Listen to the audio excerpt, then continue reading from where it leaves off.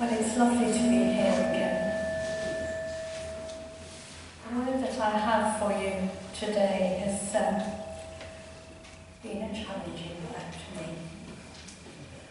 I think as Christians we often complicate our faith. I think it's a bit high, so is that better?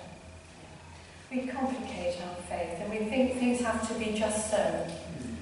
But God is in control, and all He wants of us is to love Him and to honour Him and to be willing to lay down our lives and follow Him.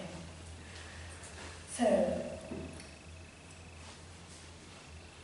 think about how hot it's been, and some of you have been up at night and this dark sky. When you look up at the night sky, what do you see? Can you name all the planets and the stars and the constellations? I think it's absolutely overwhelming when we see the greatness of the universe. And all of creation speaks to us of the majesty of God. And I think we can all say with the psalmist, how majestic is your name, O Lord, in all the earth. I don't know if any of you have been up to Newlands Corner at night when it's dark and there's a clear sky. But the view there is awesome because you haven't got that light pollution, and there are a lot of stargazers there with their telescopes watching the night sky. People are awestruck when they look up. It's so immense and so wonderful. And just another little thing, if you go to Newlands Corner at the right time of year at night, you'll see the little glowworms, which is stunning. They're tiny, but the glow is amazing. And they were thought to be glowworms, I don't know. But God created light. I'm just going to read you from Genesis 1. You can turn to it if you'd like to. Genesis 1, verse 14. And God said, "Let there be lights in the expanse of the sky to separate the day from the night, and let them serve as signs to mark seasons and days and years. And let them be lights in the expanse of the sky to give light on the earth." And it was so. God made two great lights, the greater light to govern the day, and the lesser light to govern the night. He also made the stars. God set them in the expanse of the sky to give light on the earth, to govern the day and the night, and to separate light from darkness. And God saw that it was good. So God created light, and it was good. And Jesus taught about himself as being the light of the world. And he said in John 8, "I am the light of the world. Whoever follows me will never walk in darkness, but will have the light of life." And when Jesus came into the world, he really shone. He shone. He was the light. And the world saw the light as it had never seen it before. And it's no wonder that demons were revealed everywhere he travelled. It's no wonder that people were healed.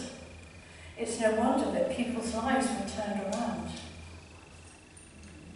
Because everywhere he went, Jesus was the light of the world. And light shines.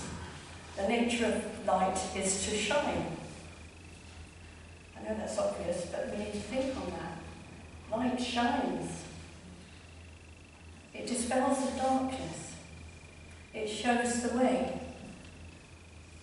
It symbolises truth and spiritual enlightenment in the world of darkness. Jesus is the light of the world. He was there at the beginning when light was first brought into existence. And he promises that those who follow him will not walk in spiritual darkness, but instead will possess the light that leads to eternal life. Jesus said that he was the light of the world, but he goes on to say in Matthew 5, "You are the light of the world." Let your light so shine that they may see the good things you do and praise your Father in heaven. So our purpose is to bring light to our world. When we enter a room, or when you enter a room, does it become a little bit brighter because you were there? It should do, because we are the light of the world. I want to turn now to Philippians 2.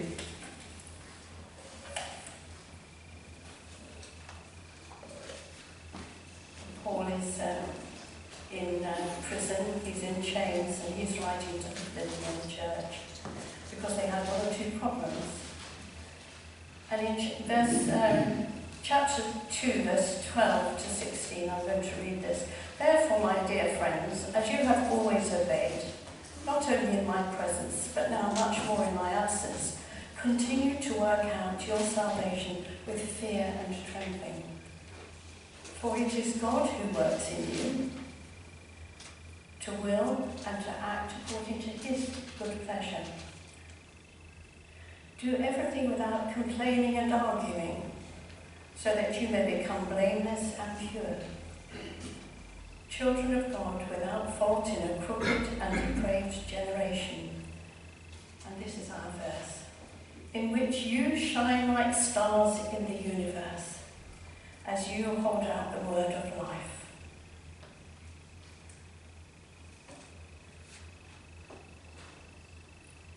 Each Christian life is intended to be like a star shining in the universe. It says here, then you will shine among them like stars in the universe. In this dark world, our calling is to shine like stars in that dark sky. We've mentioned the darkness of the world this morning. How often do we complain about all the darkness around us? But it's us who needs to shine more brightly. We're to be those twinkling points of light in the darkness. We may not be blazing lights of glory, but we can be twinkling stars in a dark, dark sky. We also read in those verses that there are some things that hinder the light and some things that help the light. Paul says, do everything without grumbling and disputing. Don't complain and argue, because these are the things that dim our light. Paul's writing to the church in Philippi because there are these problems emerging between the Christians. He deals with it in chapter 4, but what he's trying to do is get at the root of the problem, grumbling and disputing. And grumbling often begins inside before it starts coming out, and then it turns into grumbling, then it becomes disputing with other people and disagreeing. And this was hindering their light from shining as it was supposed to. If you think about light today, we generally think about electric lights, don't we? But we need to take ourselves back to the New Testament times, when light was created by burning wicks in fat or oil. And these wicks had to be trimmed regularly. And I know for those of us who burn candles at home, the wick gets that little blob of soot on the top of it, doesn't it? We have to trim it off, because if we don't, when we light it next time, it will be smoky, and the light wouldn't be so great. So we deal with candles so that they burn undiminished. And I think some of the things that we do and allow in our lives cause us to be diminished in our light. It keeps the church from being the light that Jesus wants us to be. So we too need to do everything without grumbling and disputing. I was interested to see that the Greek word for grumbling is the same word as the cooing of doves or pigeons. Because we have the pigeons that we hear a lot, don't we? That sort of mumble that goes on at that background noise.